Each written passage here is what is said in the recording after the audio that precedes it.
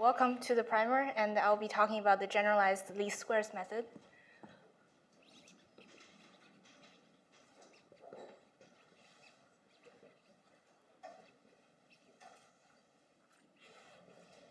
So this is a method of estimating the parameters in linear models.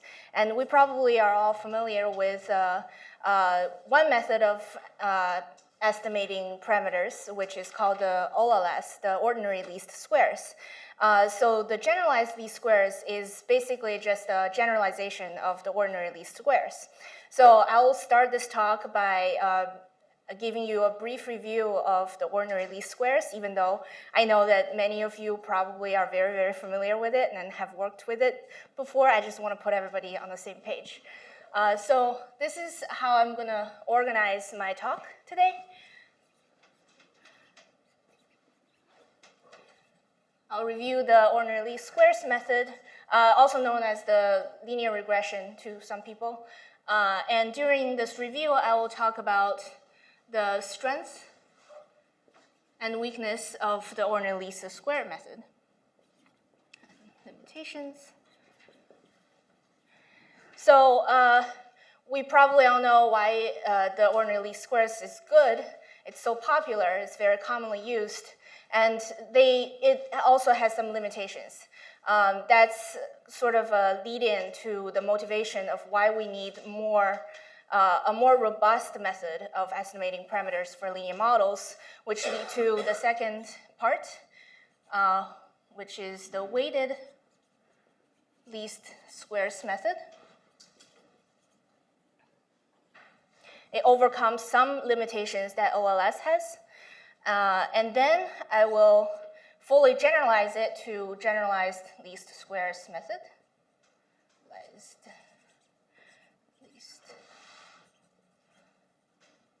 So I should point out, if some of you are wondering, the weighted least square is basically just a special case of the generalized least squares method. I put it in a separate section because it's so commonly used and it's intuitively easier to understand. So that's why it has its own section. And at the end, I will bring in the GWAS context and talk about why we should use, or at least consider using, the generalized least squares method in the GWAS, in some of the GWAS studies, so that it's a good lead-in to Yakir's talk. All right, so let me start by reviewing the ordinary least squares method. All right, so first of all, that's a method for linear models. Let's make sure that we're on the same page about what linear models are. Linear model.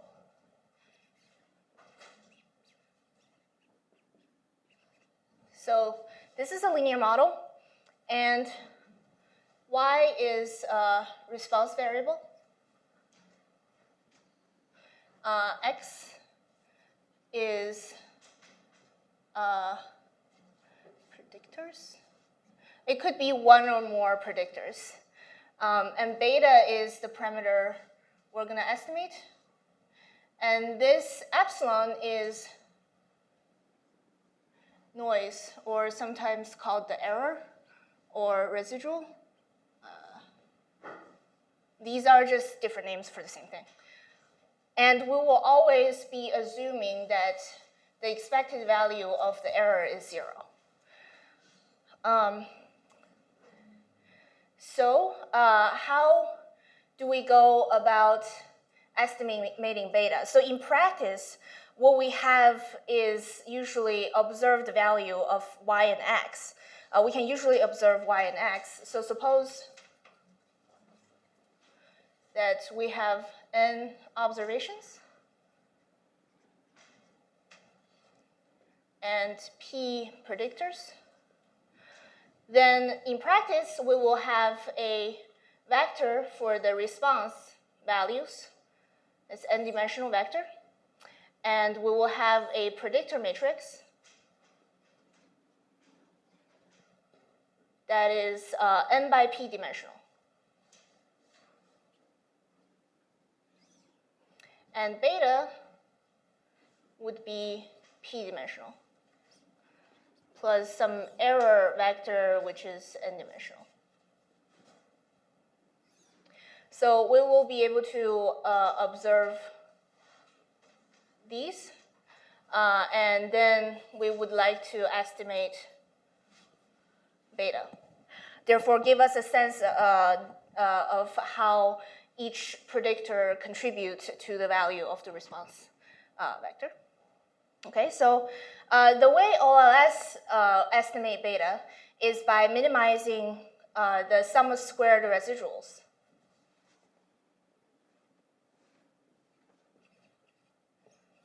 Which sometimes called the sum of squared errors, residual sum squares, again, different names for the same thing. And here is how we define that. Sorry, I'm just trying to get you more, not less. Front row is supposed to come on somehow. Thanks. Yeah. Is this more clear? Okay, cool. So this is how we define the sum of square residuals. S of b is defined as y minus xb transpose y minus xb. So for a candidate estimation b of beta, the sum of square residuals is defined like this. So you can understand this as if we just pick a b and multiply it by x, how far off are we from the actual response? So this is basically how far off we are. And what we want is to minimize this. So the OLS estimator would just be defined as argmin b of S of b. So minimizing it, we get an estimation, and this is a great estimator. So how is it good? Let's talk about the strengths.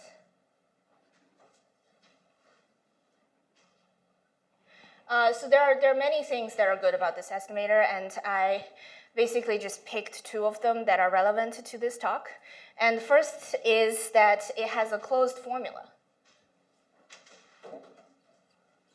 This is very valuable attribute of this estimator. And what is the formula? I'll put it here since we'll be repeatedly using it. It is x transpose x inverse x transpose y. So if you have data like these, you can just plug it in and you get an estimator. The way of coming up with this formula is interesting, but we're not going to talk about it here. You can either take the derivative of the sum of square residual to get that, or there's some geometric method. This is basically the vector y projected onto the plane spanned by the columns of x. So that's the geometric interpretation. So that's the first thing that is good about this estimator. So the second is, so this is a theorem actually, a theorem by Gauss, Markov.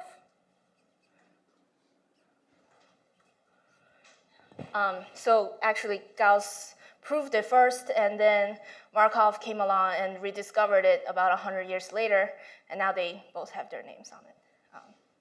So this theorem says that the OLS estimator is the best linear, unbiased estimator of beta given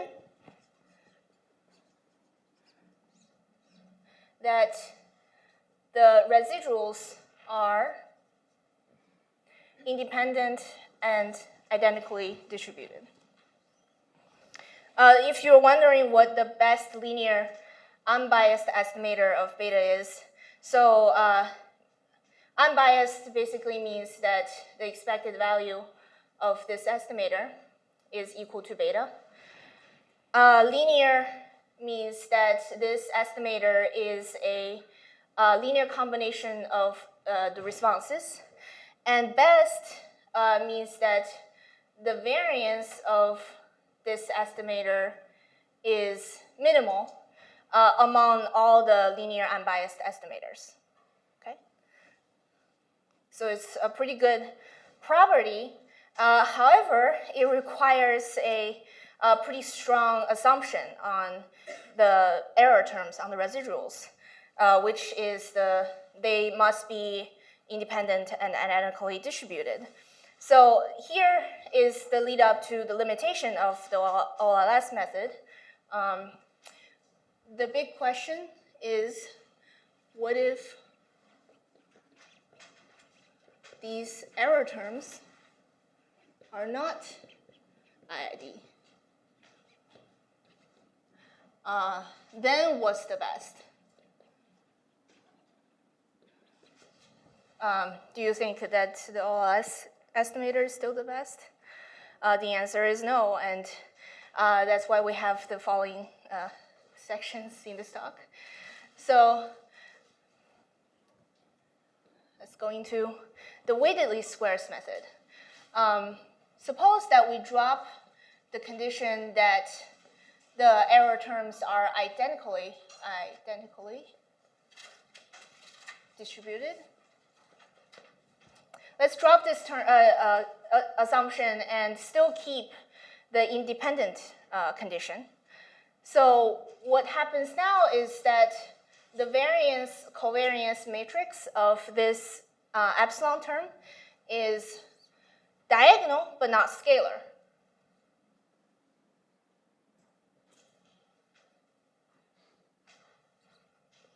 So IID means this variance-covariance matrix is a scalar, but now we're dropping that condition. So some of these sigmas may not equal to each other. No? Okay, let's call this sigma. So sigma now is a diagonal matrix like this. So you can imagine in some examples that, so for example, some sigma n is drastically larger than other sigmas. So for simplicity, let's consider an example where there's 3 observations and 1 predictor. And the sigma here is 1, 0, 0, 0, 1, 0, 0, 0, and 100. So I made the last error term has a giant variance. Okay, so what we have here is y1, y2, y3. And the predictor, since there's only 1 predictor, so this is a just a 3-dimensional vector. And there's 1 beta plus epsilon 1, epsilon 2, epsilon 3. And the goal is to estimate this beta. So in this case, the OLS estimator is not the best anymore, and I want to show you why on the screen. So I'm doing some simulations, and I want to give you a visual intuition of why the OLS estimator can be improved. This is a different interface. Yeah. Oh, it's changed. Presentation. Yeah, thank you. And also, let's turn that off. All right. So I have a question. Yeah. So when you are getting different epsilons, is it like you are keeping the value of x as fixed and then? Exactly. Yeah. So thanks for asking that question. So in this simulation, the x's are going to be just 1, 2, 3. So here x1 is 1, x2 is 2, x3 is 3. What's varying among all my simulations will be the values of epsilon, therefore the values of the response. Yeah. Okay. So here in this simulation, I have 3 observations and 1 predictor, and I'm assuming that the truth is beta equals to 1. So the true line is y equals to x. And here's a heat map of the variance-covariance matrix of the error term. As you can see that the third one is very significantly larger than the other 2.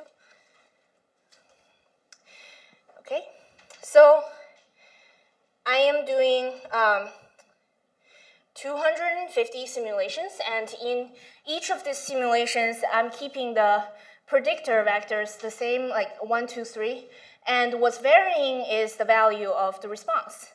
And each time, I'm plotting a fit, which is the dotted gray line through these 3 dots.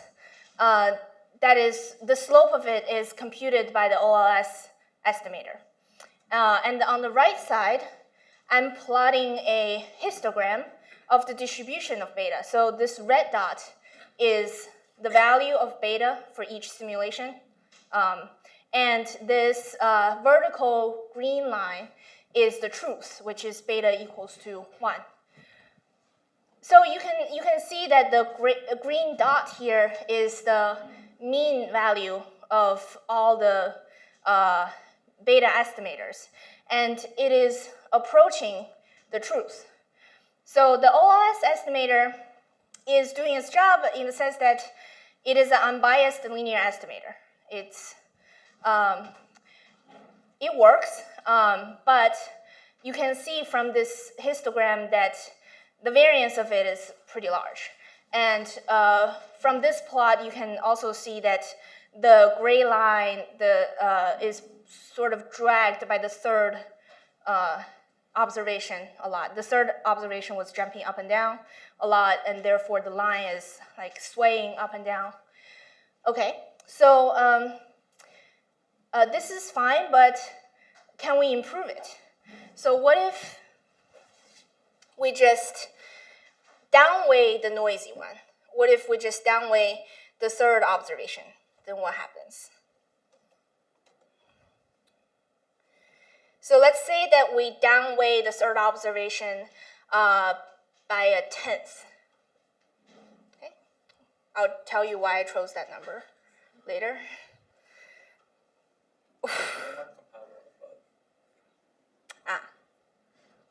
This one?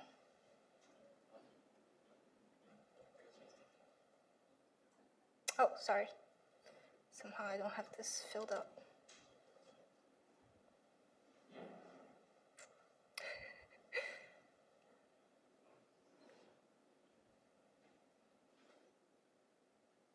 Somehow this is still running. Sorry, technical difficulties.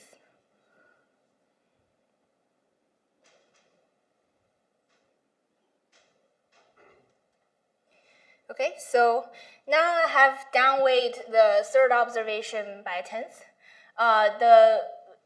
The third observation still jumps up and down, but the fitted gray line is not jumping as much anymore.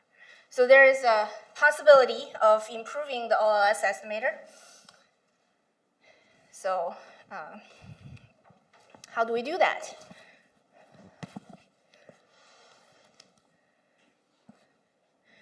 Okay, so this is the precise mathematical weight of that method. Let d squared be this sigma. So in this case, sigma is 1/100. So d, sigma inverse. So d would be 1/10, right? And multiply the original linear model y equals to x beta plus epsilon by this d.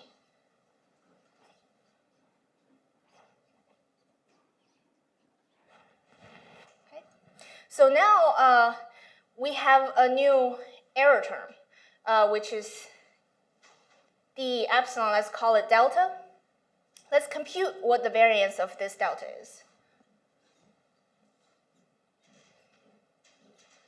It's the variance of this linear transformation of epsilon, And the formula for variance suggests that this is d var epsilon d transpose, which is d sigma d transpose. You can work this out, and it equals to identity. So, I mean, my question for you is that for this new linear model, what's the best estimator for beta? Since the error terms is identity, so we're back to, yeah, so we're back to the territory of the OLS estimator, and we can say that the estimator that's defined like this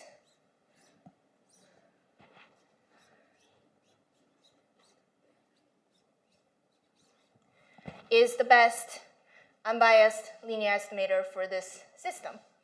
And we will call it beta weighted least squares hat. And to simplify this, it's x transpose sigma inverse x transpose sigma inverse y. So this is the formula for the weighted least squares method. And it can be proven that in the case of epsilon being not identically distributed, this is the best unbiased linear estimator of beta. Okay? All right? Questions? So we only dropped one condition. What if we drop both? Drop the condition that the epsilon i's are IID.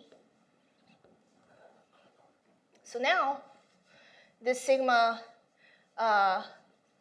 can be just anything, right? Any variance covariance matrix. We will assume that it's invertible for this talk. If it's not invertible, there's other methods to deal with that, but we won't go into that today. So sigma is just a variance covariance matrix of epsilon. It could be anything. For example, it could be like this.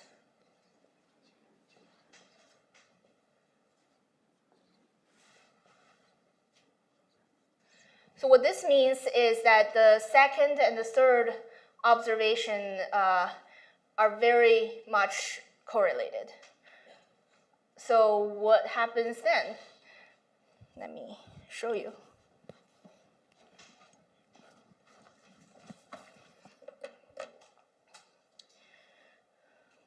Correlated residuals.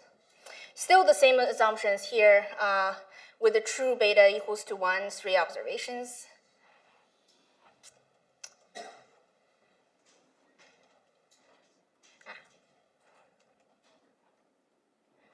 Okay, so I'm still first trying the OLS fit for this linear model. And, it does great in the sense that it's unbiased. But is there room for improvement? I hope I can convince you there is with the next plot.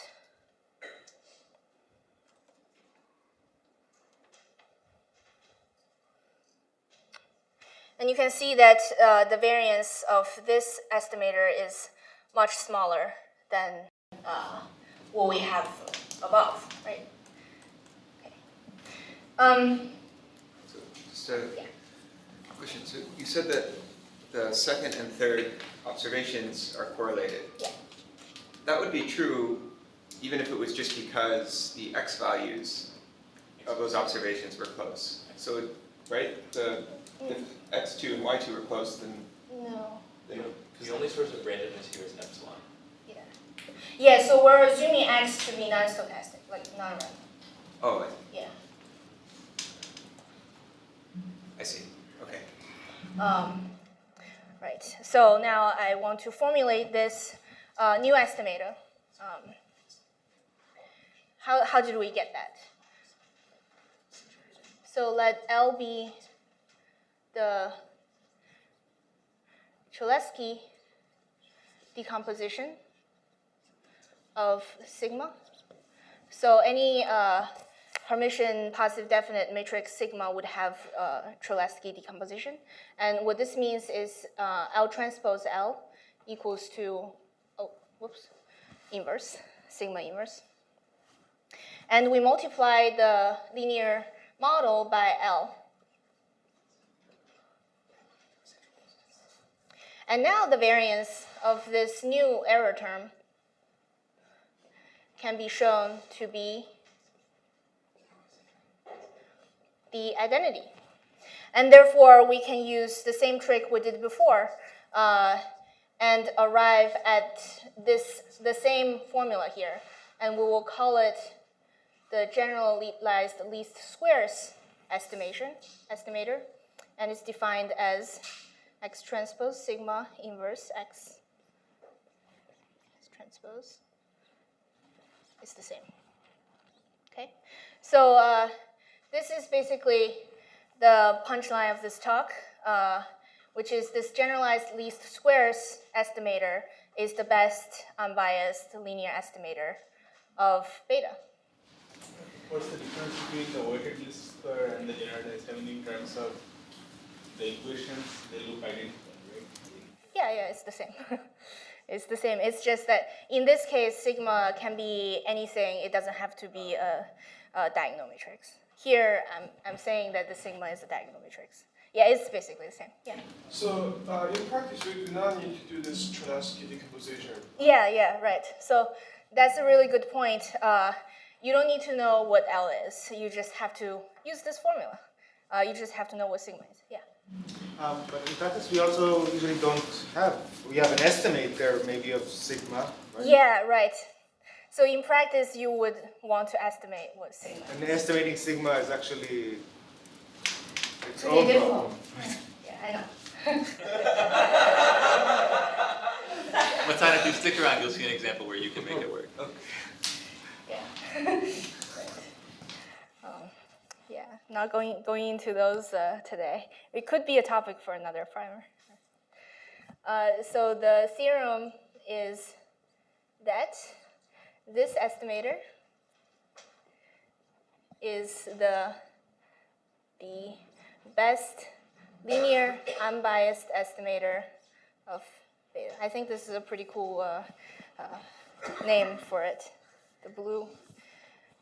Okay, so we have arrived at the final section of this talk, which is I want to talk about in GWAS studies, why would you want to use this?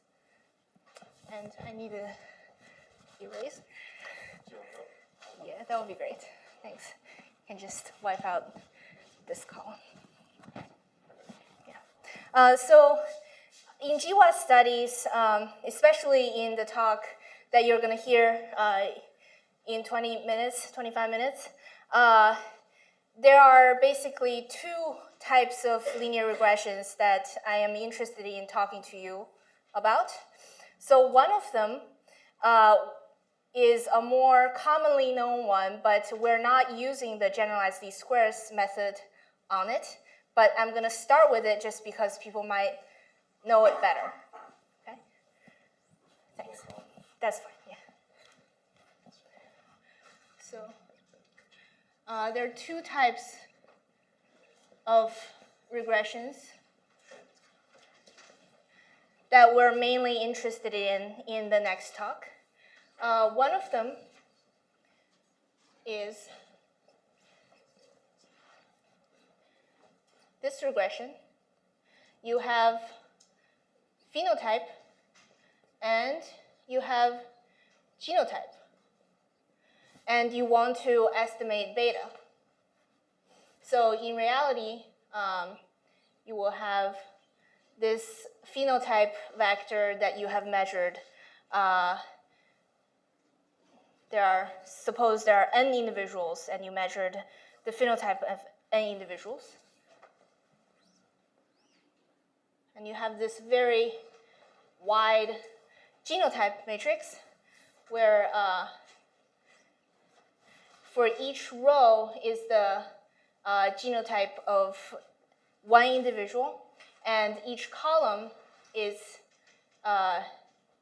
like the measure of one SNP of n individuals. Okay? So you have M SNPs and N individuals. And what you want to estimate is the effect size of the M SNPs. This is the beta, plus some n-dimensional error term. So in here, we're not using the generalized least squares method because we basically assume that the measurement of each individual is identically independently distributed. So we're not using that. But the OLS method is still useful here, even though you can see that there are way more predictors than individuals. So what GWAS summary statistics is that you basically take out one column here, and that will be just one beta. And you will compute what the OLS estimator for that one beta is. And then you call that the GWAS summary statistics or marginal association statistics. So let's call that alpha I hat.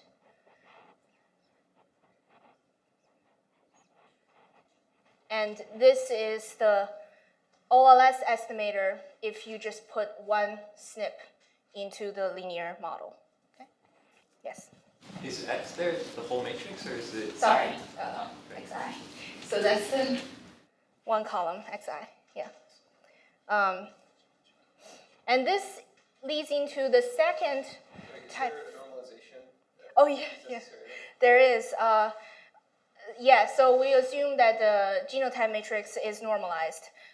If not, we will have, huh? What does that mean? So that means that each column is mean 0 and variance 1. Yeah. Okay. So that's why you don't need X transpose X. Exactly. Yeah. So if it's not normalized, then I will be writing xi transpose xi here on the bottom instead of n. Because it's not normalized, it becomes n. Okay. And these are the GWAS summary statistics. So that leads to the second type of regression, which we will be using the generalized least squares method. So what Yakir is going to do is that he's going to regress alpha hat, where this is alpha 1 hat, alpha 2 hat, and so on. There are m of them. On some functional data that I'm not going to define what it is right now.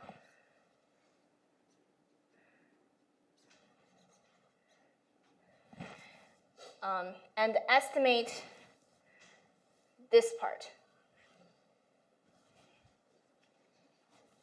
And this can tell us something about what the true beta is. So that's probably one of the reasons why we do this regression. So for this regression, we will be considering generalized least squares method because these alpha I, alpha j's, they might be correlated since there's LD structure on the genome. Okay? Because LD, some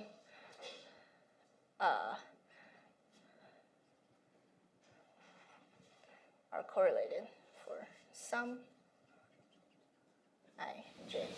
Just for the non-stat gen people, LD is linkage Linkage disequilibrium. dis- So this correlation in genotypes across variants that are Yeah, nearby. exactly. Because different columns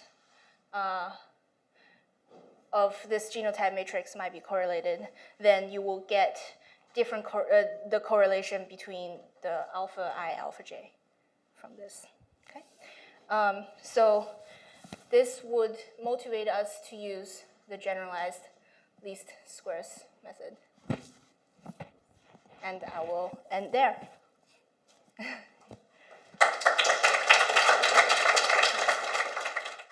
Thanks, Alex. It's great to be here talking to this group. And I'm going to tell you about some work I've been doing together with Alcus Price over at HSPH and some others.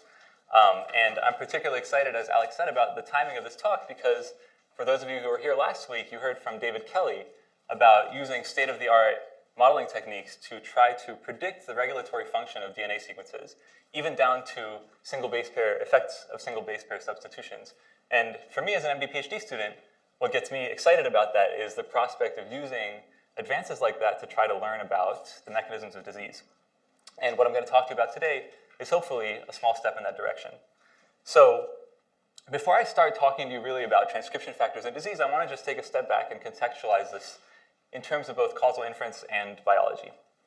So it's hard to talk about causal inference in disease without talking about the Genomewide association study, which, as most of you know, is a study design where we take a bunch of people with a disease and a bunch of people without a disease.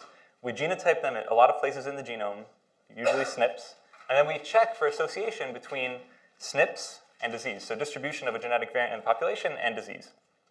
And it's a great time right now to be thinking about GWAS because we're in the fortunate position of, now that techniques and sample sizes have matured, having really lots of robust, legit, reproducible associations between parts of the genome and disease, which is an amazing thing. But it's somewhat of a crisis, right? Because now the problem is, how do we interpret these associations to try to actually learn about disease biology?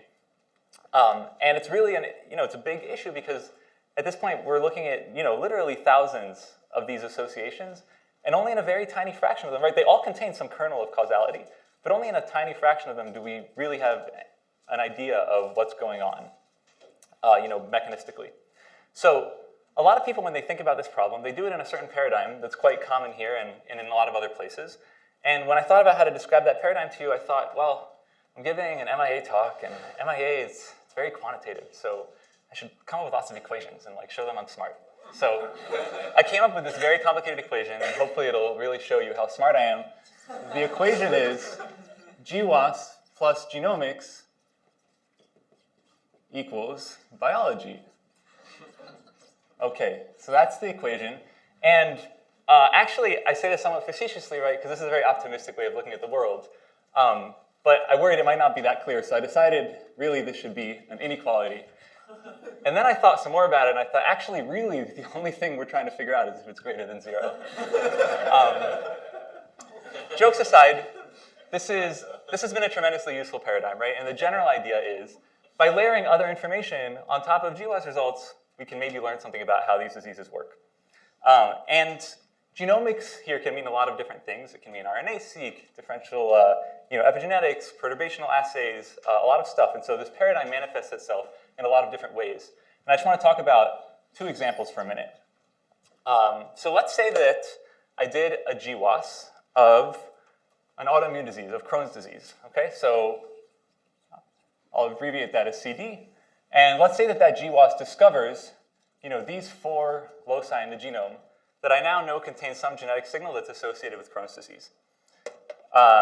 So one thing I can do is I can take this locus, and I can really dig in deep, right? I can try to figure out what the possible causal variants are and do a lot of experiments of what those variants do in a bunch of different cellular contexts and try to figure out exactly what the mechanism is. And that's great when it works, but it's really, really hard, right? And the reason it's hard is the search space, the potential experiments here is huge. And so that's a strategy that's been very hard to scale, and it's only worked in a small fraction of cases so far. Another strategy that people take is they say, okay, there's this one loci, but actually I'm going to look at the global, the sort of set of all the loci, or maybe the sort of general signal, and see if it has any aggregate properties that are interesting, like any relationships to biological processes that I know about. So just conceptually, what that looks like is I take some biological process that I think might be related to Crohn's disease, like inflammation, and I do an experiment, maybe a differential expression experiment, or I go look and go, and I get some set of inflammation-related genes. And now looking at this, I say to myself, well, the green and the blue, they kind of overlap more than I would expect. And so maybe there's a relationship between inflammation and Crohn's disease. And that makes sense, right? Because essentially what that means is that parts of the genome that we think are important for inflammation are enriched for genetic signal that's related to Crohn's disease. So this has been a very useful way of doing things, and there's a whole range of methods for doing it at varying levels of sophistication, some of which you're actually going to hear about later in the semester. But it does have a limitation, and the limitation is that this sort of relationship between the green and the blue, right, it's an association and not a causation. And to concretize what I mean by that, I want you to imagine that I do a second experiment. I do maybe a differential expression experiment, and I get a list of genes that are expressed in immune cells. And suppose that that experiment comes out like this. Okay? So now the story is suddenly a whole lot less clear, because it could be that inflammation is important for Crohn's disease, but it could also be that genes that are expressed in immune cells are important for Crohn's disease, and this association is just kind of a side effect of what's really going on, right?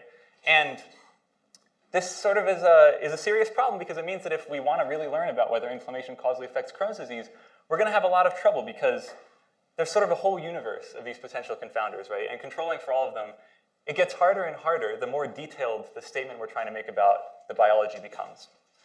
So where we got interested in this question was in asking, is there some way that we can look at these data differently to kind of break through this barrier and get more from GWAS?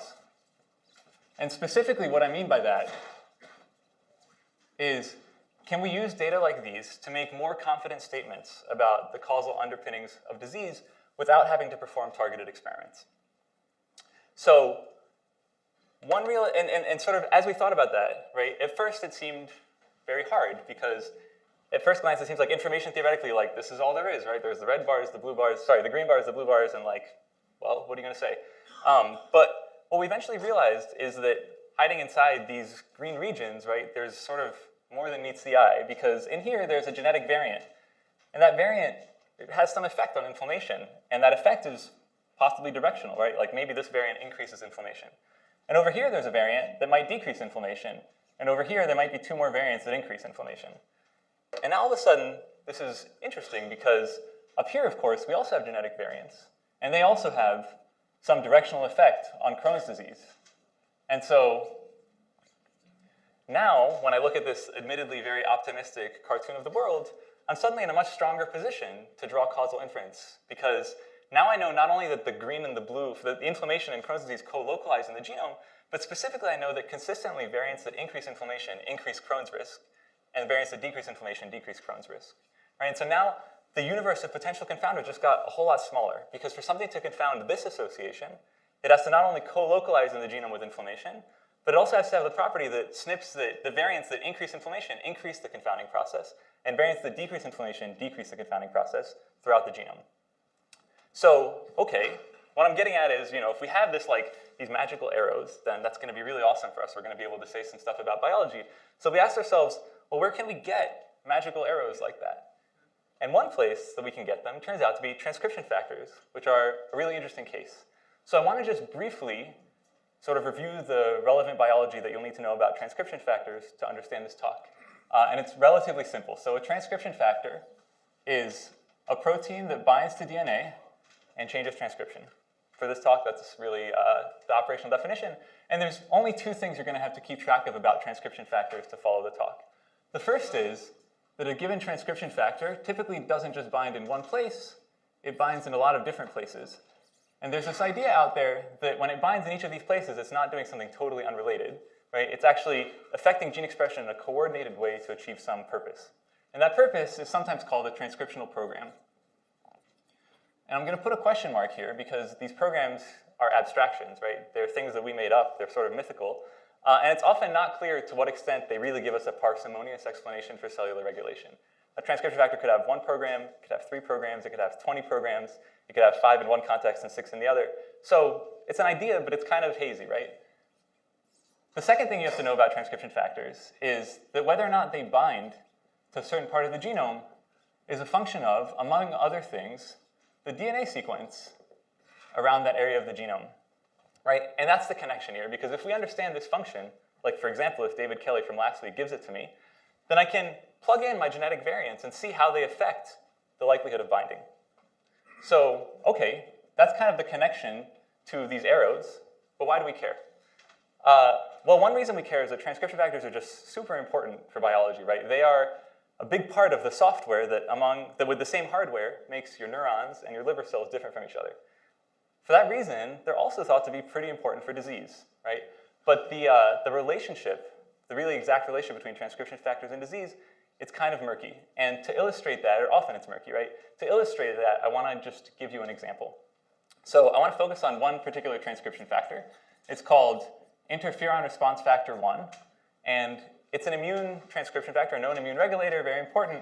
And a few years ago, it was noticed that if you take a bunch of Crohn's disease patients and a bunch of healthy controls, and you check IRF1 expression in their GI tissue, the cases actually have far higher expression than the controls. Okay, this is pretty interesting and intriguing, but it leaves some pretty important questions unanswered. One of these is, what's the causal story? Right? It could be that we see this because, IRF1 causes Crohn's disease, which is kind of what we might hope. But it could also be that Crohn's disease changes IRF1 expression, and that's why we're seeing this. And it could also be that there's some third thing that changes both IRF1 expression and Crohn's disease. Okay, so that's one question that we can't really answer from these data. But even if we can, right, even if we can say that the real causal direction is IRF1 causes Crohn's, there's a second question that's left open, which is a question of mechanism. And what I mean by that is that it could be that what's happening is really like the super neat thing where IRF1 binds all around the genome and in many different binding sites turns on this inflammation program, and that causes disease. That would be kind of maybe what I would call a global mechanism, right? Because it happens throughout the genome. But it could also be that what's going on is much more of a local mechanism. And what that would look like is, say that this is just a really important disease gene, and IRF1 happens to hit it, right? Then IRF1 would then cause Crohn's disease. But that would have really nothing to do with this aggregate inflammatory program, okay? So there's these two options, and there's sort of a spectrum here, and anywhere on the spectrum is somewhere you can fall. So these are two pretty core important questions to me about the relationship between transcription factors and disease. And it turns out that they're questions that genetic data can teach us about, because if I replace now inflammation with binding of IRF1,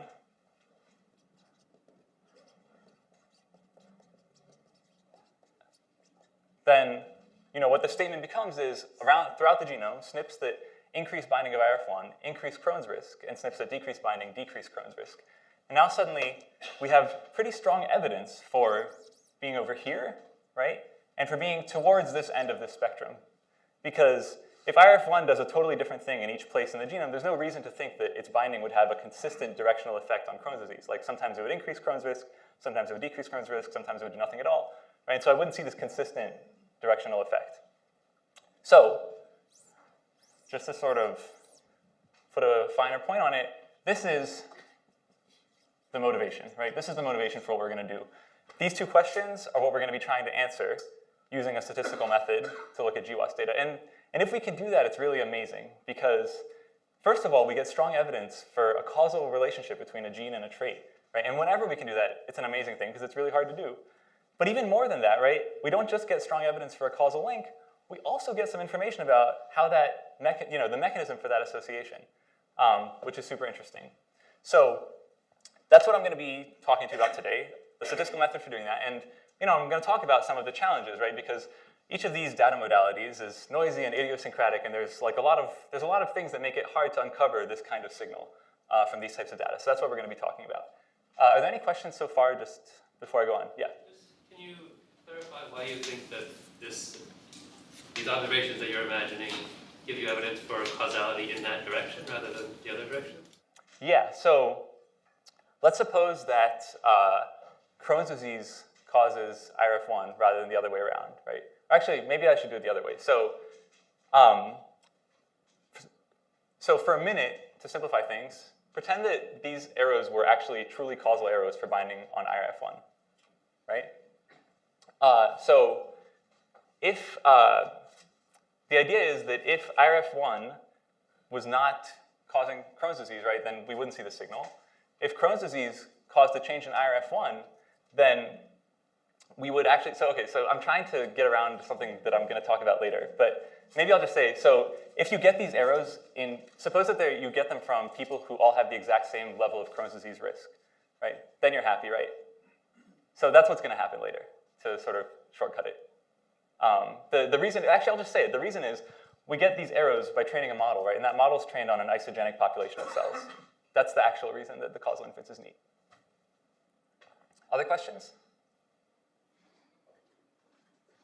Okay, so this was very highfalutin stuff.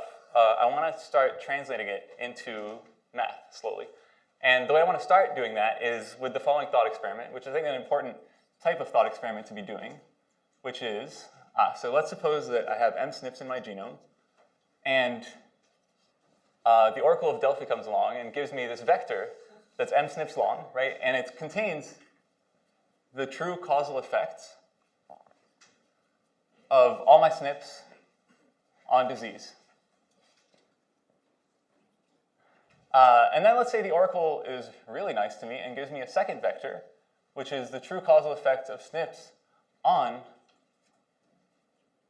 binding of my favorite transcription factor. So one thing I've learned is every computational biologist worth their salt, when they get two sets of numbers, what they do is they visualize them, right? We make a plot. And that plot would have maybe v on this axis and beta on this axis. And what would it look like? Well, most of the time it might look like this, right? Because that's kind of how biology goes. No signal. Fine. Some of the time, it might actually look more like this, right? And what this means is that SNPs that perturb IRF1 binding a lot are going to have large effects on our trait, but the signs aren't necessarily going to line up. And that can happen for a number of interesting reasons, right? It can happen because, IRF1 has multiple different programs. They push disease risk in different directions. It could happen because you need homeostatic levels of IRF1 to be healthy. But it can also happen for an uninteresting reason, right? Which is this, right? And specifically, binding sites of transcription factors tend to be in regulatory parts of the genome that themselves are just generally enriched for heritability in ways that might not necessarily have to do with the binding of this particular transcription factor. So for now, I'll call this unsigned enrichment. And let's say that this is still sort of doesn't meet the standard that we want to be finding. A third possibility is you have kind of noise and a strong outlier over here. And I'm going to call this ultra-local, right? Because what's going on here is IRF1 has nothing to do with disease risk most of the time, but there's this one SNP where it's associated. And this could be because IRF1 actually does causally affect disease by a local mechanism just in one place. But it could also be that, this SNP just happens to both affect binding of IRF1 and affect Crohn's disease risk by some other mechanism. So we don't want to find this either, right? Because we want to be really sure. So what's going to make us really sure? What's going to make us really sure is this, right? If we see sort of a consistent directional relationship that happens throughout the genome. And I'm going to call that a global effect. And just to sort of like help with the emotional valence of the narrative here, I'm going to add some indications to help you remember which one of these things we really want to find. Okay, so what this sort of like makes clear is that what we'd really like to do if the Oracle of Delphi gave us beta and v is to regress in some robust way beta on v, right? This would be like our wish. But we don't have the Oracle of Delphi. We have data. And I want to tell you what those data look like, and then talk about the complications, and then how we actually solve this problem. So the data are, instead of beta, we have these things called GWAS summary statistics. And very briefly, they look like this. So say that there were m SNPs and n individuals in our study.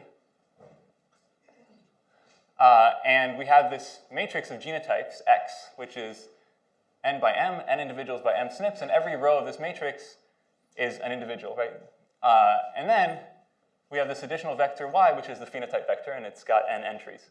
So what folks do to compute GWAS summary statistics, as Rand covered in the primer, is they take like a single column of this matrix, right, corresponding to one SNP, and they check what the marginal correlation of that SNP is with y in the population, or in the study, right? And that gives them one number. And you can do that for every SNP that you've profiled, and that gives you a vector that's number of SNPs long, and I'm going to call that vector alpha hat. And just to sort of have it in words, the mth entry of alpha hat is going to be the, I should say, the marginal correlation of SNP-M to the trait. Okay? So these are the data we have on the GWAS side. And then for V, right, we don't get the truth, but what we get is predictions from a sequence-based predictor of binding. And in this particular case, I'm going to be using Basset, which is closely related. It's another thing. It's a method of David Kelly's, and it's closely related to the method he presented last week. Right? So a convolutional neural net trained on ChIP-seq data that predicts binding. All right, so these data are going to make our lives a bit difficult because they're not beta and they're not the real V. So what does that mean? One thing it means is we've got finite sample size here, right? So things are noisy, just like in GWAS in general. And as you probably know, right, in GWAS you've got a lot of dimensions and the signal is like kind of spread out for many traits over many SNPs. So it's very hard to like get a clean estimate of this. It's very hard to get a clean sense of where the signal is. But even more than that, we've got the fact that nearby SNPs of this matrix tend to be correlated. And so when I look at this alpha hat, it's not just going to tell me about the true causal effect of this SNP, but also the true causal effects of SNPs that are correlated with it in the study, because I did a marginal correlation. And maybe even worse than that, I'm going to have this set of SNPs that I've typed is actually a small subset of the genetic variants in the population. So it could be that there's a causal SNP that I don't even directly observe. So that's going to make things really hard. And over here, right, this thing, well, it's a noisy predictor, right? Like David Kelly's great, I like him a lot, but like he's not the Oracle of Delphi. So this thing's going to have noise. And on top of that, it's actually going to be supported on a very, very small fraction of the genome because most SNPs in the genome do not care about my favorite transcription factor. They're irrelevant, right? And so what that means is that there's very few places where I get that kind of information. And so my power is going to be kind of limited if I'm trying to establish that there's a signal going on throughout the genome. So those are the challenges. And oftentimes, when real data pose challenges, well, it's a good idea to model them. So let me tell you what model we wrote down to try to capture these phenomena. So the model looks like this. I'm going to describe it to you by describing to you how to sample from it. Okay, so it's a generative model. The first thing I do is I sample n individuals, IID, from the bigger population. And these vectors are going to have the property that they have mean 0 and some covariance matrix R. Okay, so this is like a data processing thing. Just like go with me that they're mean 0. It's fine. And this R, right, this thing's not like a trivial object, right? This is the so-called LD matrix. And for those of you who prefer plainer language, it's just a number of SNPs by number of SNPs matrix. It tells me, its ijth entry tells me the correlation between SNPs I and j in my study population, or actually in the population. Right, so there's like some normalization stuff that I'm going to be working with. Like basically, these SNPs are going to be normalized at mean 0, and the diagonal entries of this R are going to be 1. And just like take my word for it that that's fine. It's mostly just so that the exposition is nice. All right, so we've got our individuals. Now we need a phenotype. And the way we're going to sample the phenotype is it's going to have to depend on V, right? Because that's like kind of what we're trying to establish. And so for the nth SNP, beta is going to have mean proportional to V, and then some variance, right? And so this is the part that connects beta to the binding of my transcription factor. And then this is other sort of genetic signal that has nothing to do with my transcription factor. All right, now we've got X and beta. We get phenotypes in the usual linear models kind of way. So this is IID noise, IID, conditional genotypes. And then, of course, I've already written this, but just in matrix notation, this is what alpha hat looks like. Okay, what do we want to actually know about this model? What are the parameters we care about?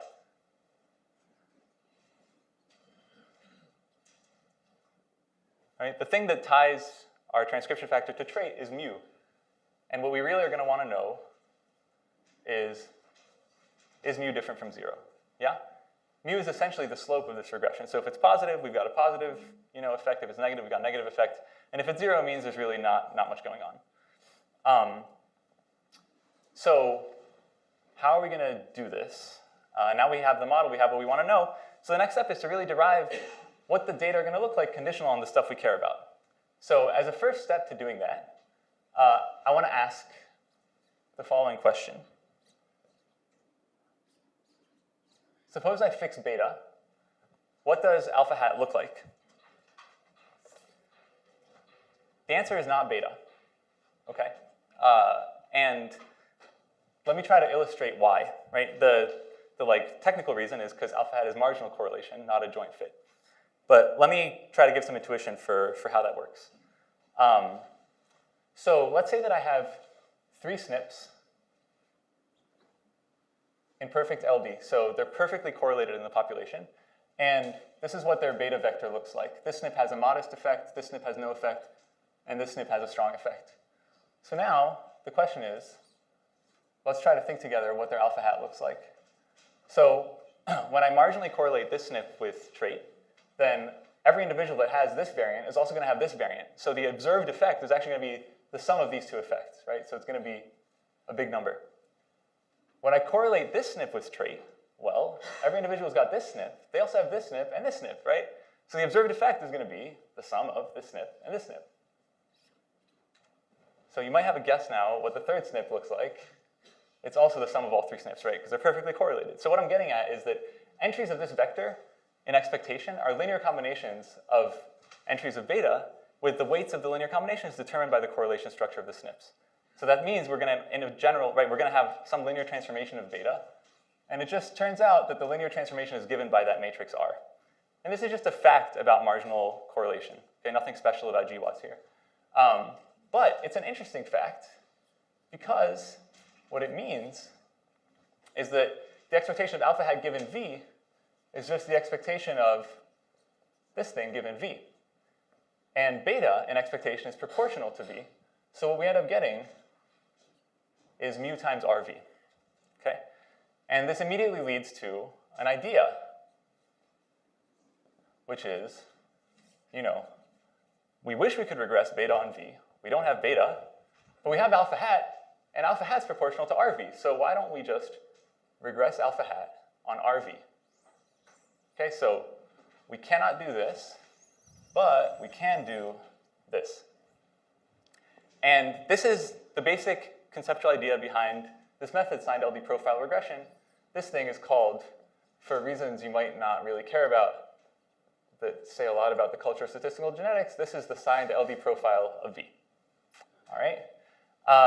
So this is the basic idea, and as often happens, understanding the basic idea is the most important part and the least useful part, right? Because it turns out if you just do this, nothing happens. So there's 2 reasons nothing happens. The first reason is I didn't tell you how I generate p-values, and it's important. So let's think about it together. One way I could generate p-values would be, I'm doing OLS up there. OLS comes with some closed form standard errors. And the issue, of course, is that those closed form standard errors are going to involve pretty strong assumptions on this noise and this noise. And I don't want to do that, right? I'm going to be miscalibrated. So that's no good. I need something empirical. The common empirical thing to do is, a common empirical thing to do is to permute points in your regression, right? So I just take these points and I shuffle them along the x-axis and recompute my statistic many times and see if I get something more extreme than what I got before. And that's actually also no good. And to see why, imagine doing it here, right? You take this thing, which is not a random cloud, and you immediately destroy that structure, which means that if we're actually in this situation, we're going to end up rejecting more than we want, right? So our model's going to be, or our method's going to be miscalibrated, and we don't want to be rejecting the null in this situation. We only want to be rejecting the null in the happy place. So we can't permute the dots. So what do? It turns out that what we do is we randomly flip the signs. And if you imagine doing that here, right, randomly flipping each of these points across the x-axis, then you preserve this structure, right? And you actually also preserve this structure because this point, right, is going to go up and down really far, which means there's going to be a lot of variance under the null hypothesis in this setting. So actually the only time you're going to reject is when you actually have a consistent signed effect. So p-values, we get them by flipping the signs of the VM. And you actually have to do it in LD blocks, but we won't get into that. All right, so this is an important thing to nail down. Yeah, question? But it's not just the permutation you're doing, it's also which statistic you're looking at and what are its values. And so in the second picture, do you have a statistic that's sensitive to that structure? Because if you didn't, it would be fine, right? So You're right. Okay, so right here, this is like really the way I want to prove to you that I want to be flipping the signs, right? Because Yeah. here I preserve the structure no matter what. And then here it just turns out that like let's say I'm doing just regression, right? Yes. If I were doing some sort of more robust regression, I might not have to worry about this case. But if I'm doing ordinary regression, I do. And so I think of this is kind of a neat side effect of the sign flipping that we're not going to be, we get a robust statistic. Does that make sense? A robust test. I think Yeah. that maybe part of what you're getting at is in the second case, it's mean zero but over dispersed. And Right. so you wind up rejecting too much. Rejecting Wait, are you asking why in OLS you would reject here? because of what Hillary said. Yeah, exactly. Yeah. Exactly. Okay. Thank you. Thanks. Cool. Any other questions before I do the next part? Okay. So this thing, right, was about making sure that we don't, that our method is interpretable in the sense that when it rejects the null, it really means it. But there's a second problem, which is more about, will we ever reject the null at all? And that problem is the following. These guys, the alpha hat m, conditional on v, are very much not IID, okay?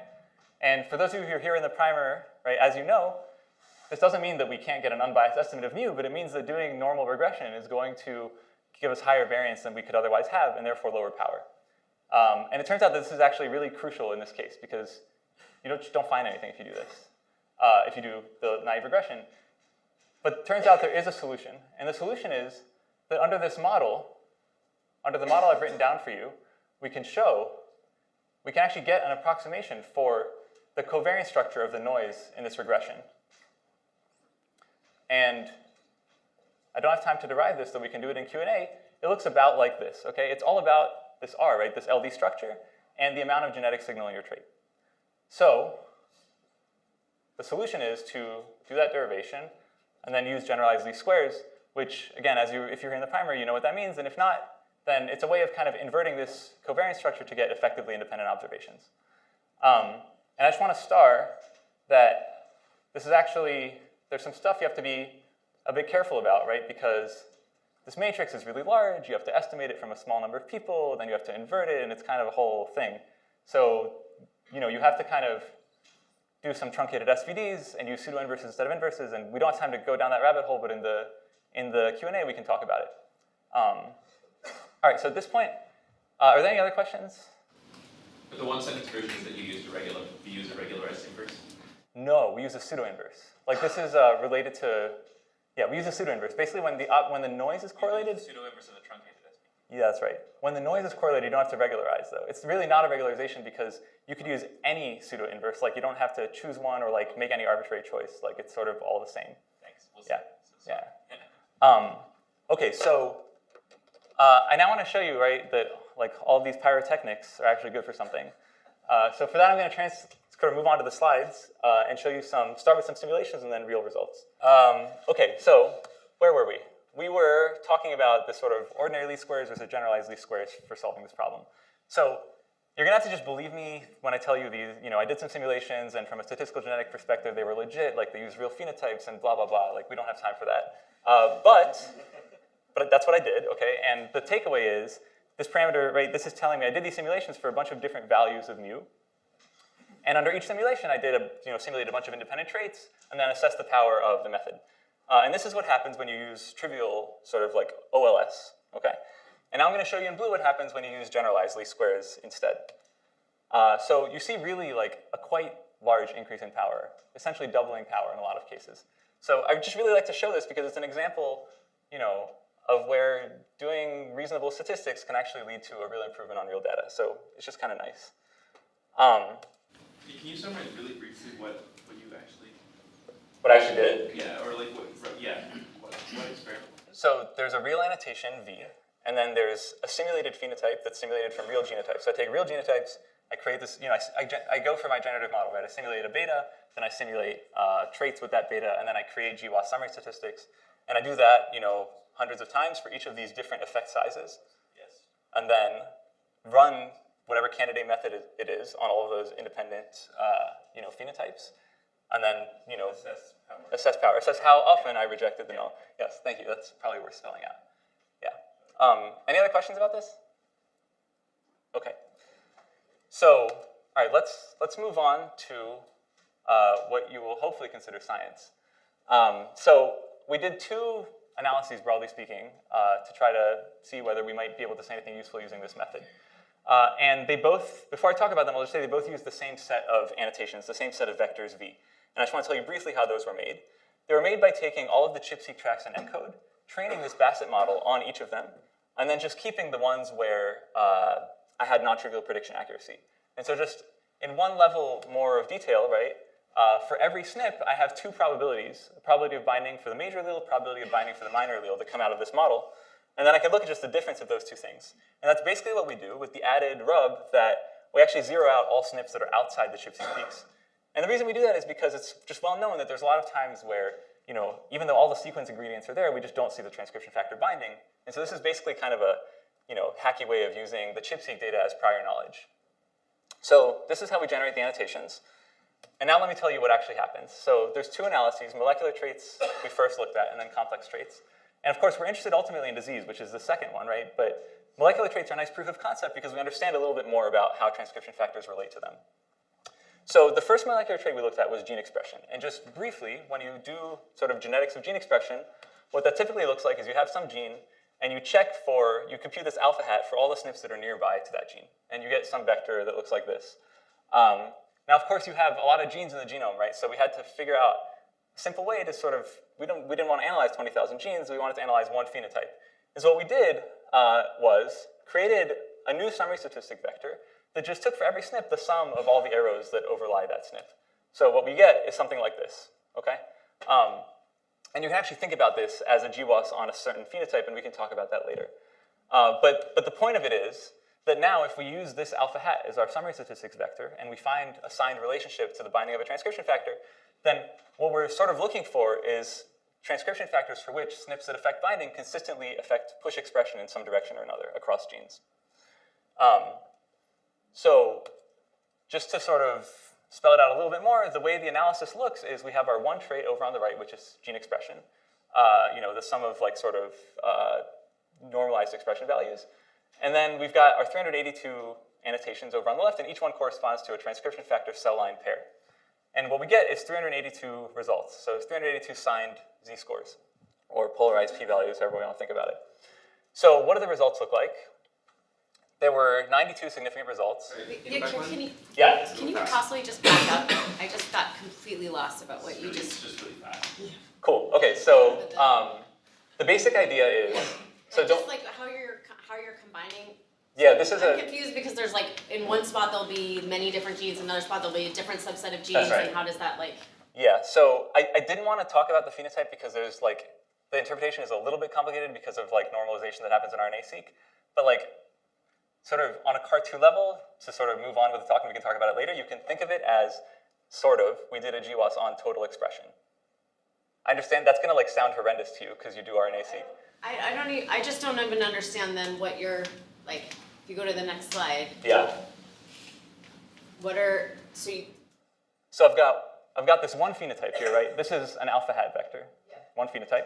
And I'm going to check it against 382 different transcription factor binding annotations. Does that make sense? And now I get just, for each annotation, I get one result. And those are the 382 p-values I have to work with. Okay, and so by total expression, like the thing on the right isn't necessarily transcription factors, it's just That's whatever. right. It's like, it's a phenotype. Yeah, exactly. Okay, so maybe it also helps us say concretely now what these results mean, right? So, for example, each one of these bars represents an RNA polymerase II annotation. And so these are all positive associations. And so what they mean is that SNPs that increase polymerase binding consistently increase expression across genes, which is like nice, right? A little obvious, but nice. And the cool thing about this, right, right, this is a proof of concept, so it's nice that we find, first of all, our results are dominated by the strongest signal we'd expect to see, as well as other transcription factors that are, they form part of this pre-initiation complex that RNA polymerase forms. And we find a bunch of other stuff that basically makes sense, right? And the thing I want to show you is that we also validate this in a second cohort just to show with statistical genetics, you like to see that, it's not just population structure in this one cohort.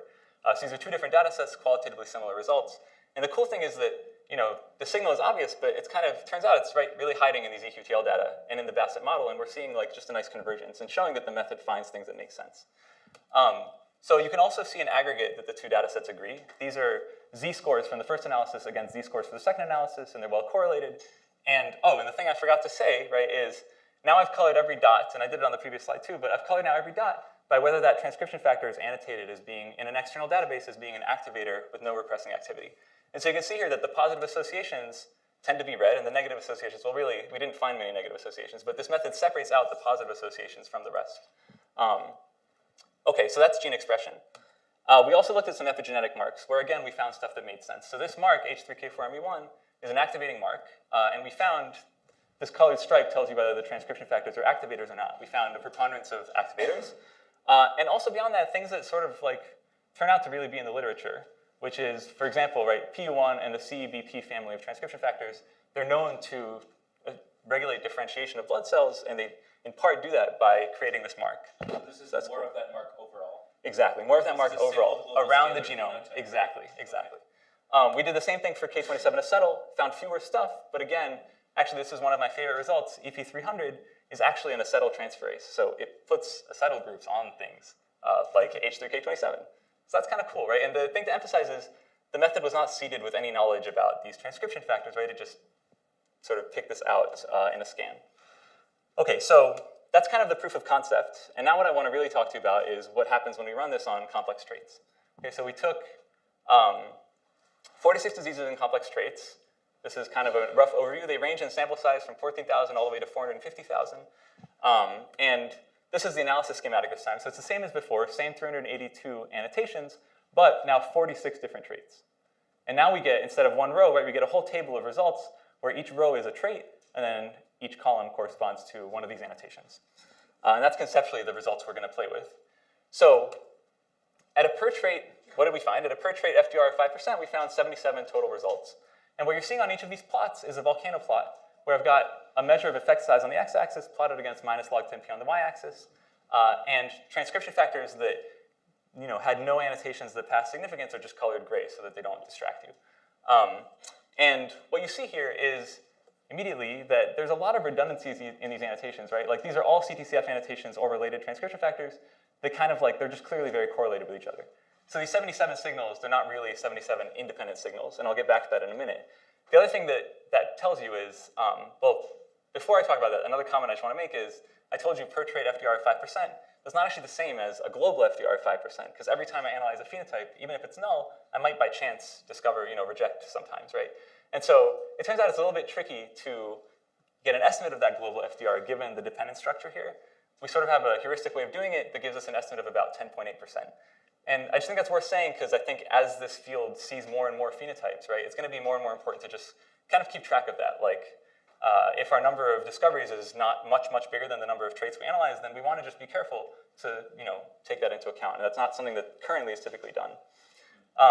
We can talk again more in Q&A if we want. So there's 77 of these, but they're not all independent. We tried to sort of trim them down heuristically to independent signals by looking at correlated annotations and pruning, and we basically got roughly 12 independent signals. And there's stuff to say about a lot of these, but I actually just want to focus on 3 that I think are illustrative of the kind of stuff you can get out of using this method. The first one is the top hit, which is a positive association between binding of BCL11A and years of education. And this is a phenotype that I just want to say a word about, right? Because its interpretation comes with a lot of caveats. The thing to keep in mind about years of education is that we're not talking about the environmental component, right, of years of education, and we're talking about what's left after you remove confounding by ancestry, environmental confounding by ancestry. And what's left is a very, very small genetic component, like a not very heritable trait, but that's got really interesting biology.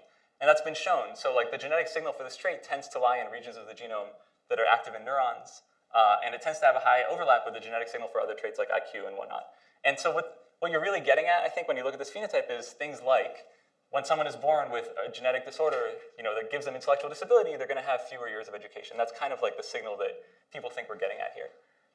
All of that notwithstanding, I wasn't sure whether to include this in the analysis because it might just be a dumb idea. Like, what is the, why should I expect to find a relationship all the way from a transcription factor to like years of education? And so when I saw this, I was skeptical. But we decided, we took a look and we decided to look at the data, right? So the method, as I've told you, regresses this alpha hat thing on RV. And so we made a plot of alpha hat against RV in the genome. And this plot in theory should have, many, many dots, one per SNP. in practice, right, to sort of see if there's a signal, what we do is we bin by RV and then we average. So I'm showing you just an average. This is an average over 4,000 SNPs. This is an average over 4,000 SNPs. And there's a big bin around 0. And what we saw was, this qualitatively pretty clear trend. So we were intrigued and we decided, well, we should check what's going on at like the BCL11A locus for this phenotype. And it turns out that what's going on is that there's a highly statistically significant association, and it sits right on top of the gene. So then we decided to read a bit, and it turns out that there's actually a mouse that people made that's BCL11A haploinsufficient. So it's missing one functional copy of this transcription factor. And that mouse has intellectual disability. And it also turns out that there's loss of function variants, rare loss of function variants in humans that have been associated with intellectual disability. So at this point, where this landed us was like, we think we really believe this result. And now the question is, okay, what does our method add? Does this series a heterozygous single knockout? Correct. Presumably because the homozygous would be lethal. We think. Right, yeah. So we think, so if this is real, then what our method adds is two things. The first is it gives us causality from common variant data without a targeted experiment, which is something we didn't have before. But the second thing it does is it also tells us, it answers that second question about mechanism, right? Because it could be that BCL11A causes intellectual disability through its regulation of one very important gene. And what this shows is that that's really not the case, right? Like, you see this signal throughout the genome, and so it's really some sort of program that's doing this. And that's important clinically, too, because if you've got a disease you're trying to treat, and you can't drug the transcription factor, something people try to think about is, okay, can I perturb, some gene downstream? Like, can I find the key gene downstream? And this kind of says that's not going to work, right? Or at least it's going to be limited in how well it works. So the one thing I do want to emphasize is, I said there's a global mechanism here. That doesn't mean that every single time BCL11A binds, it causes intellectual disability. It just means that there's enough places in the genome where that does happen that I can recover the signal. So I want to take a look at a second association, which is this negative association between lupus and CTCF binding. So here's the same plot again, okay, qualitatively clear negative trend.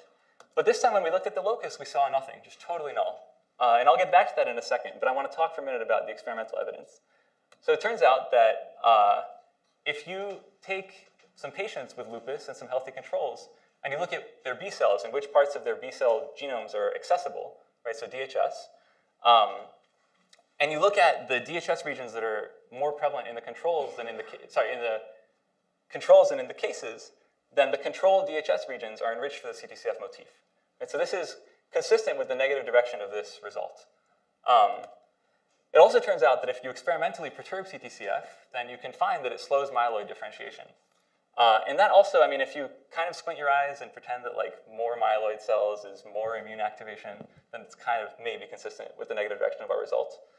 And it also turns out that in a small number of loci, people have actually managed to fine map the lupus signal and shown that the causal SNPs, or the putative causal SNPs, affect the binding of CTCF, experimentally and also informatically. All right, so then what's going on with this GWAS locus? Assuming you believe the result, which, it could be that it's not true, but if you believe it, then what could be going on at this locus? It could be, first of all, that there's a power issue, right? This lupus GWAS is actually only 14,000 cases. It's not that well powered, so that could be. That's certainly contributory, but I think actually the dominant thing is not that. The dominant thing is that CTCF is like a really important transcription factor. It does so much stuff, right? It actually like keeps your genome folded, right? And so because of that, it's under really strong evolutionary constraint. Actually, if you look in these databases of rare variants, it turns out there's so few rare variants in CTCF that its probability of being loss of function intolerant is 1.00, so like the maximal number, which is more than the vast majority of genes. So what does that mean? That means that like, variants that rise to an appreciable frequency here are probably not going to be doing much to CTCF. That's kind of the intuition. And so we think that's possibly part of what's going on. And if you believe that, it shows another sort of interesting thing about this method, which is that there are cases where because of selection, right, because a TF is so important, we actually will never see, or it's hard to see the association at the actual locus itself. And now this method allows us to look at a less evolutionarily constrained trait like genome-wide binding and kind of recover a causal signal. So the third result I want to talk about, and the last one, is I want to get back to IRF1, right, the transcription factor I started with, and Crohn's disease. And you see here there's a positive association between these two things. So again, here's the plot I've been showing. And this time at the locus, at the IRF1 locus, there's actually a really strong Crohn's signal, which is cool. And I've shown you now, this is actually a polarized Manhattan plot. So things above the x-axis are SNPs that increase Crohn's risk. things below the x-axis are SNPs that decrease Crohn's risk. And the reason I've done that is I'm about to color them for you, because it turns out that these SNPs are also associated with expression of IRF1. And so I'm going to color for you the SNPs according to the direction in which they're associated with IRF1 expression. And it looks like this. So the SNPs that increase Crohn's risk, or that are associated with increased Crohn's risk, are also associated with increased IRF1 expression, and vice versa. In addition to that, it also turns out, as you already knew, that IRF1 is highly differentially expressed in the GI tissue of Crohn's cases relative to controls, again, in a direction that's consistent with the association we found. So I think what our method really adds here is that actually this is really great sort of corroborating evidence, but it's really hard to conclude from this that there's a real causal link, right? Because it could be that there's a SNP that causes Crohn's that's in perfect linkage disequilibrium, perfectly correlated with a SNP that causes IRF1 expression, right? And that would look just like this, even though they're not the same SNP. And even if they are the same SNP, it could be that the SNP causes IRF1 expression and causes Crohn's for some other reason that's unrelated to IRF1 expression, right? So here, again, by looking sort of across the genome and seeing a consistent directional effect, we're able to really provide much stronger evidence for the causal story, and again, give sort of a sense of the fact that there's a global mechanism. So these were the results I wanted to discuss. I would be remiss, though, if I didn't talk about what, oh, question. Can you show the causality, where you derive it from? Yeah, so the thing to remember is that the way we got, so one thing you'd be worried about is maybe Crohn's causes IRF1, and so then when we look at for SNPs that change the binding of the TF, they're actually just Crohn's SNPs that are changing the binding via Crohn's, right? So the key thing to remember here is that, and this is actually kind of interesting, right? We didn't get V, the direction of effect on binding, from an experiment where we took a bunch of different people and like checked for association with binding. The way we got it was we looked at a single cell line, so a population of cells, all of which are genetically absolutely identical, and therefore have the exact same genetic predisposition for any Crohn's-related phenotypes, right? So, and then we looked for variation within that population. And so it's kind of like our V is sort of conditioned on a specific Crohn's risk, and that's why the causal story is really neat. Sorry, and maybe I sort of sketched that a little bit too much at the beginning, but that's like the real thing, right? You're absolutely right that you could not magically just get causality by looking, if you did like a GWAS on IRF1 binding and then tried to use that. Yeah, that's absolutely right. And so it's, yeah, anyway, so, but it sort of highlights a cool use case for the sort of in silico prediction methods. Other questions? Okay, I want to briefly talk about, Matan? How is the cell line information? Like, is it independent for every cell line? Like, do you run this, like you have a couple hundred? Yeah. So, okay, this is really a question that I feel like David Kelly should answer, but I know the answer, so I'll tell it to you. The answer is that Basset was trained here to do a joint prediction task. So it's predicting all the cell lines together, and actually together with DHS and histone marks to give it more information. Yeah. Okay, so briefly in our last 2 minutes, I feel an obligation to tell you about what medical folks call pertinent negatives, the things we did not find, right? They're also interesting. And the pertinent negatives here are many, right? Because when people usually do these kinds of polygenic analyses of GWAS data, there's a certain set of usual suspect traits that you kind of tend to find stuff for. And those are the highly polygenic, highly heritable traits, height, schizophrenia, et cetera. And we didn't find anything for those traits. And actually, even more surprisingly to me, I also analyzed blood count traits, counts of different blood cell types. And we didn't find anything there, which is pretty surprising because those cell types, they're actually known to have their differentiation be regulated by certain transcription factors. So I think there's two possible reasons that this could be. The first is the bias in the set of annotations that we had available to us. So ENCODE ChIP-seq is highly, right? I don't know if the right word is biased, but it's sort of there's certain things that are overrepresented there. And they tend to be very core transcription factors. I mean, things that, you really wouldn't consider Pol2 a transcription factor even. It's sort of a funny thing to say, but there's a lot of Pol2, polymerase 2, there's a lot of CTCF in that data set. And it's cell lines, right? So these are not actual primary cells from humans. It could be that regulation really depends a lot on context, right? It's not could be, it's true. And so it could be that these cell lines aren't a good enough match a lot of the time. That's one reason.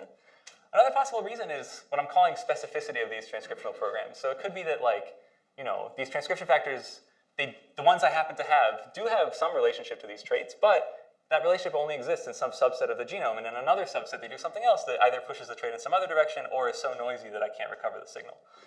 So those are two possible reasons, and they lead me to sort of the future work part of this, which is what are we doing about that? One thing we're doing, or one thing we'd like to do, actually, is to construct annotations for those specific programs. So to find various ways of kind of refining our annotations so they don't talk just naively about binding genome-wide, but instead about binding in some subset of the genome. The other possibility is to actually extend our method to allow for the existence of multiple programs per TF instead of just one. And then the sort of most ambitious thing is to ask the method to actually just learn the existence of these multiple programs. And for me, any of these would be super cool because they would not only tell us about the biology of these traits, but they'd also teach us about transcription. Like, if I took my CTCF lupus result and I was able to show you, like, here's the subset of the genome where that association is really strongly negative, and then here's the rest of the genome where, like, not much is going on, then I would have not just learned something about lupus, but about CTCF, right? I'll know something about how to look for some specific thing that CTCF is doing.